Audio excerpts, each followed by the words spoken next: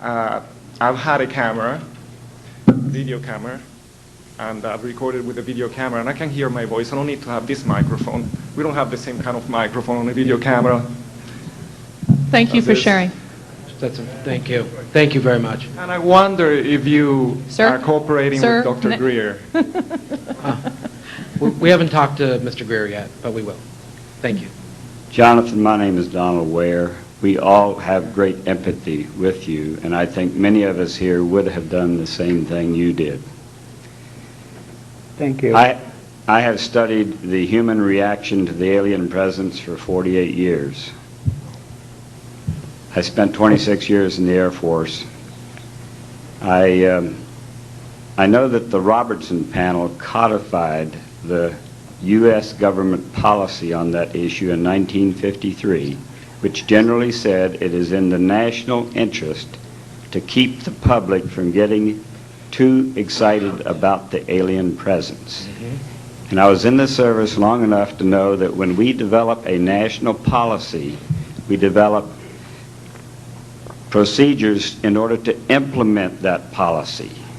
The best I've got them figured out is that first they put an aura of ridicule around the whole subject to keep people from talking too much. It worked on me 5 years ago. It worked very well for a long time and is still working on some people. If there are people who have things to say that would cause the public to get too excited, I personally believe that not everybody is ready for the alien presence because of their whatever their spiritual reason for being here is. But I agree. Step 2 is close surveillance and combined with threats, often threats of life. And close surveillance means being watched while you know you're being watched. They're here now. If that doesn't slow you down or stop you, they go to step 3, which is to pick you up and make you forget what they don't want you to talk about. And I'm glad, and I hope they never do go to step 3. They have. They have tried. They've tried. But I didn't have the information that they wanted. Yeah. Okay. Well, thank you. We're with you. Thank you, sir. Thank you very much.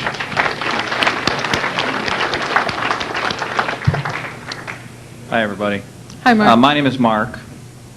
I'm a cameraman in Los Angeles, and I'd like to donate my time to you in the future to maybe reenact some of your things and get them on tape for you to make your presentation even stronger. Thank you. An excellent presentation today. Thank you. One of the things I'd like to say is that you can continue to do a strong,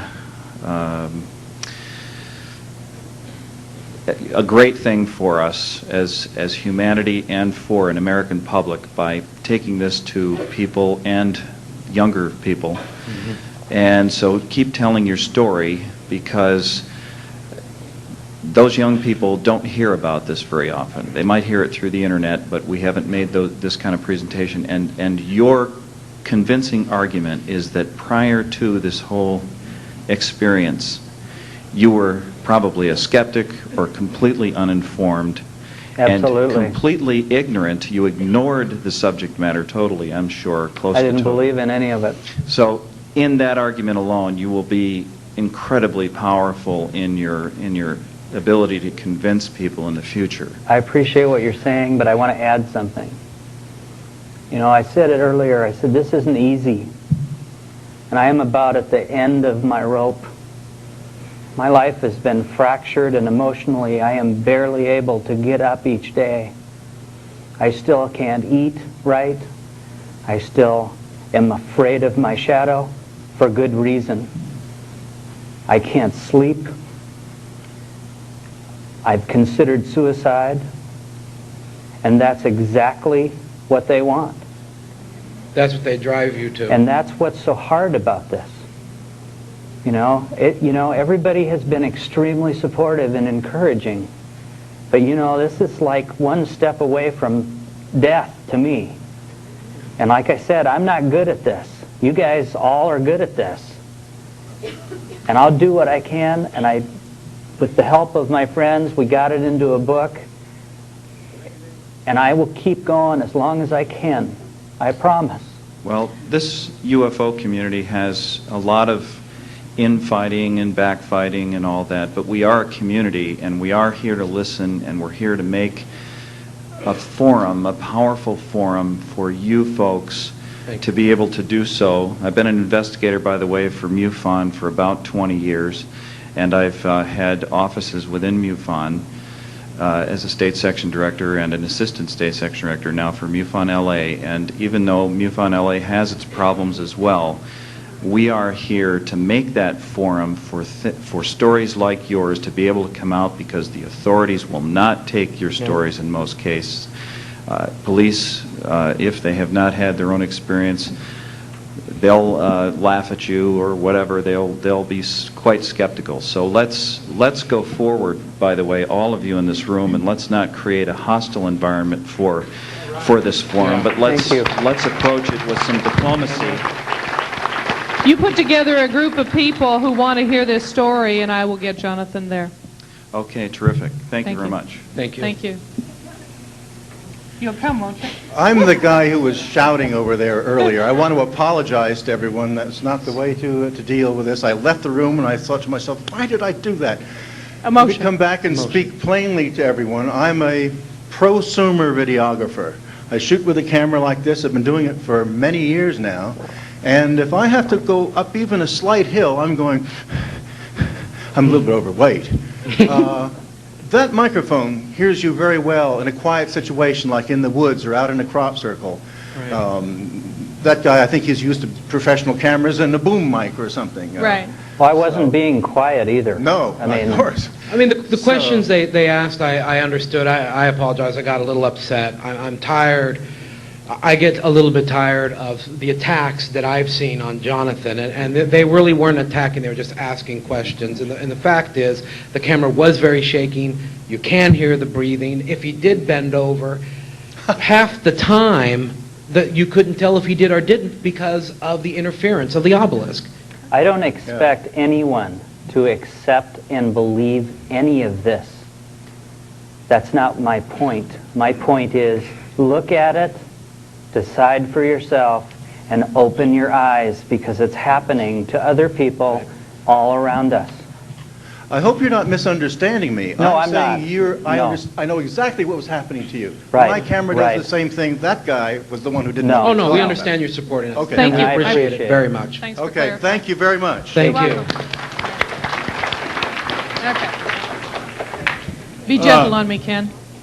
Oh, it's going to be simple questions, okay? First, I want to come to the side of those people who got chastised for asking you questions. I think that was real tacky and unprofessional. Thank you, I Ken. love skepticism. I think it's healthy. And I don't think you have anything to worry about, but I think the crowd should not react that way. I love questioning authority and everything else. The other thing is that, let's see, you mentioned a pseudopod reaching out for Susie. As I understand, a pseudopod is an amoeba-like arm that reaches out. And It was an extension of the creature's arm itself, as if part of his suit actually grabbed the head of my dog. like a metamorphosing or morphosing. Okay, and then you were about 60% of my reason for coming. I love the International UFO Congress. I think it's an amazing amount of people, or type of people, just avant-garde people. I love coming here, but you were like a major reason for me coming, and I continue to be encouraged by your story. Thank you. What that's worth, so that's it. I appreciate it. Thank you. Thank you. This gentleman's from Alaska. He came a long way Thank to be you, part Ken. of it. Yes, ma'am. My name is Marie, and I'm a Japanese journalist. And I've been following up your story since day first, and you at the show. Twice, I believe. And I just small question. When you saw the obelisk hovering in the air, did you see any windows or any kind of?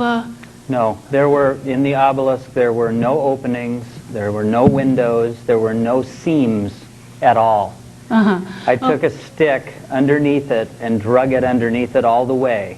There was no wheels, no landing gear, no suspended anything. Okay. It was as if it was anchored right in the air. Okay.